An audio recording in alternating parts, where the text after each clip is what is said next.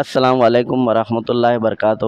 آج ہم آئے ہیں نسیم مفتئی صاحب کے پاس حج ہاؤس میں، جو طاق راتوں کی فضیلتیں بتائیں گے آپ کو، اور دعائیں کس طرح مانگی جاتی ہے اس کے لیے گر گڑا کے اللہ تعالیٰ سے۔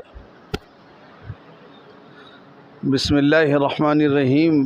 محترم ناظرین کرام، آپ کے نیوز 20 مہاراشٹر کے مادھیم سے میں مولانا محمد نسیم الدین مفتاحی آپ لوگوں سے مخاطب ہوں کہ اللہ کے فضل و کرم سے اللہ نے جو رمضان المبارک کا مہینہ اس امت محمدیہ علی صاحب الصلاۃ والسلام کو دیا تھا، ہم آج اس کے 22واں روزہ ہے، یعنی پہلا عشرہ جو رحمت کا تھا وہ بھی گزر چکا ہے، اور دوسرا عشرہ مغفرت کا وہ بھی گزر چکا ہے۔ اب آخری عشرہ ہے۔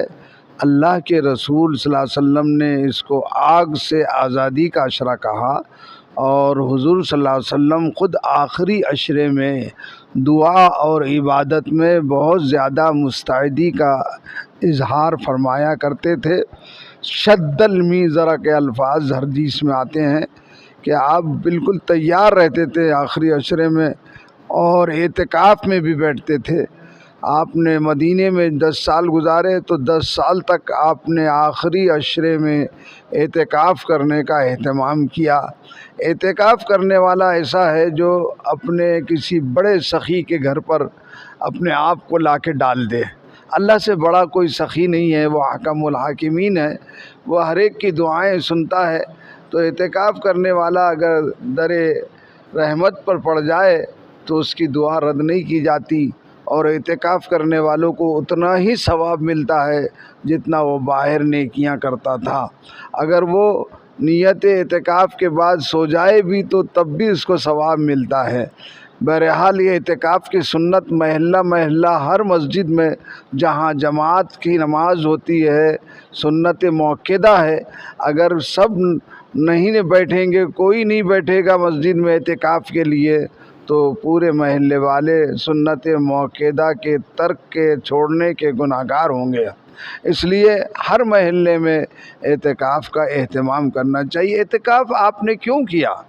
اس کی وجہ یہ ہے کہ طاق راتوں میں اللہ کے رسول نبی اکرم رسول محتشم صلی اللہ علیہ وسلم نے شب قدر کی تلاش کا حکم دیا۔ صرف 27ویں شب میں عبادت کرنا نہیں ہے، بلکہ 21ویں شب اور آپ کے 23ویں شب اور 25ویں شب اور جو ہے آپ کے 27ویں شب، اس میں آپ کو، اور 29ویں شب میں شب قدر کی تلاش حضور کی اتباع میں کرنا چاہیے۔ بخاری شریف کی روایت ہے کہ من قام لیلۃ القدر ایمانا واحتسابا غفر له ما تقدم من ذنبہ، جو بھی ایمان اور ثواب کی نیت سے جو ہے آپ کے شب قدر میں عبادت کرے گا، اور تو اللہ تعالیٰ اس کے پچھلے گناہوں کو معاف کر دیں گے۔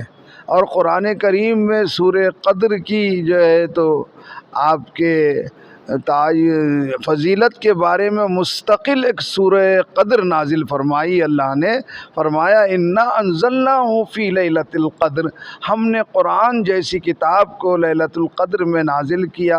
اور بعد میں اللہ خود اس کی اہمیت کے لیے پوچھتے ہیں وما ادراک ما لیلۃ القدر، جانتے بھی ہو کہ لیلۃ القدر کی کیا اہمیت ہے؟ اور خود فرماتے ہیں لیلۃ القدر خیر من الف شہر، لیلۃ القدر 1000 مہینوں میں عبادت کرنے سے زیادہ بہتر ہے اس رات میں عبادت کرنا۔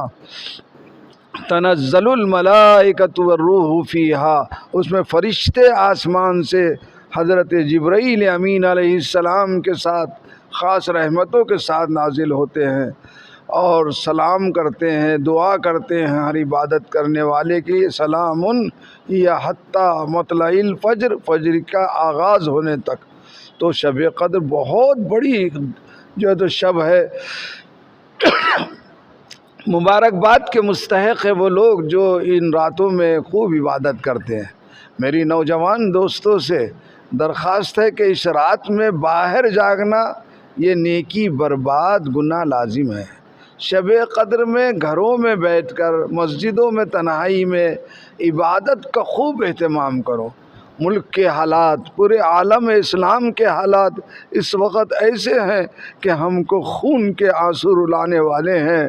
ملک جو ہے تو آپ کے فلسطین میں، غزہ میں معصوم خوبصورت بچوں کے جو ہے تو چہرے بمباری سے بگڑ گئے، ان کے ہاتھ ناک کان کٹ گئے ہیں، ان کو رمضان المبارک میں سحری اور افطار کا نظم نہیں ہے، اور ظالموں کو جو شیطان جو ہے تو ورغلا کر اور زیادہ ان کو ابھار رہا ہے۔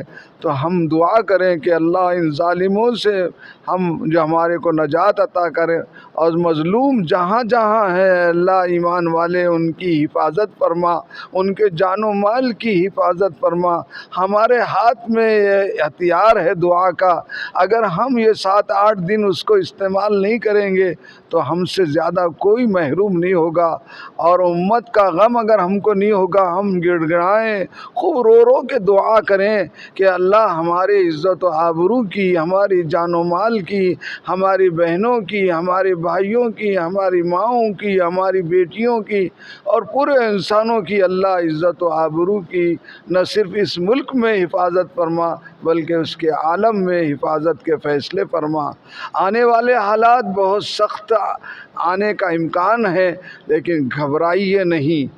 قرآن میں کہا لا تہینوا ولا تحزنوا وانتم الاعلون ان کنتم مومنین، اپنے آپ کو کمزور مت سمجھو، غمزدہ مت ہو، تم ہی سر بلند رہو گے۔ شرط یہ ہے، یہ واحد شرط ہے کہ تم واقعی میں ایمان والے ہونا چاہیے، اللہ کی ذات پر یقین ہونا چاہیے، اللہ کے احکامات کی پابندیاں ہم کریں گے تو اللہ کی مدد خود بخود آسمان سے نازل ہوگی۔ لیکن اگر ہم نے ایسی وقت ضائع کیا اور رمضان کو ضائع کیا، آخری عشرے کو ضائع کیا، شب قدر کے زرین موقع کو ضائع کیا، تو پھر ہم سے زیادہ بدبخت اور محروم کوئی نہیں ہے۔ اللہ ہمیں توفیق عطا کرے۔ میری بہنوں سے، بیٹیوں سے، بزرگوں سے، اللہ والوں سے درخواست ہے کہ وہ خوب دعائیں کرے، ایسی دعائیں کرے کہ مسلمانان ہند کی نہیں، مسلمانان عالم کی کایا پلٹ جائے، اور اللہ ساری انسانیت کو ہدایت دے دے، کوئی جہنم میں اور نرک میں نہ جائے۔ اللہ ہماری دعاؤں کو قبول فرمائے۔ ہمارے نوجوان دوستوں سے درخواست ہے کہ ہماری بقا کا اس ملک میں مسئلہ لوگوں نے پیدا کر دیا ہے، آپ امت کا بیڑا آپ کے ہاتھ میں ہے، امت کے ناؤ اور کشتی کے کھیونہار میرے نوجوان دوست ہے، آپ آنے والے انتخابات میں خاص طور سے لوگوں کے نام اس لسٹ میں لکھائیے، یہ بھی بہت نیکی کا کام ہے، آپ کا وجود ثابت ہوگا، اور صبح سے فجر کے بعد آپ جو ہے اپنے الیکشن کے انتخاب کے ووٹنگ کے حق کو استعمال کریں، اس سے آپ کا وجود محفوظ رہے گا، اور آپ جو ہے اگر خواب غفلت میں یوں سوچیں گے جو ہوں گا دیکھیں گے، تو جو ہو رہا ہے ان کے ساتھ ممکن ہے کل ہمارے ساتھ بھی ہو سکتا ہے۔ نہ سمجھو گے تو مٹ جاؤ گے، اے ہندوستان والو تمہاری داستاں بھی نہ ہوگی داستانوں میں۔ لیکن ہمارے نوجوان دوست گھبرائے نہیں، اپنے وقت کو بیکار موبائل میں، باہر بیٹھنے میں، بازاروں میں گھومنے میں، اور جو ہے تو رونق بازار ہونے سے بچائیں، اور اس کو اچھے کاموں میں لگائیں، تو انشاءاللہ پھر اللہ تعالیٰ خوش ہوں گے آپ سے، آپ کی دعائیں سنیں گے۔ ایسے نوجوان قیامت کے دن عرش الہی کے سائے میں ہوں گے، جس دن کوئی سایہ نہیں ہوگا۔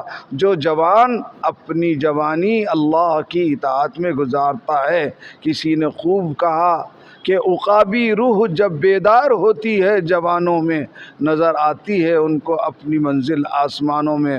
بہرحال میری درخواست ہے کہ 7-8 دن خوب عبادت کرے، دعائیں کرے، اللہ کو منا لے۔ اللہ 70 ماہوں سے زیادہ رحم کرنے والے ہیں۔ منت سے، سماجت سے، ادب سے مانگو، در کریم سے سائل کو کیا نہیں ملتا۔ اللہ ہماری دعاؤں کو، عبادتوں کو، تلاوت کو، صدقہ خیرات کو، زکوٰۃ کو قبول فرمائے۔ آمین۔ وآخر دعوانا الحمد للہ رب العالمین۔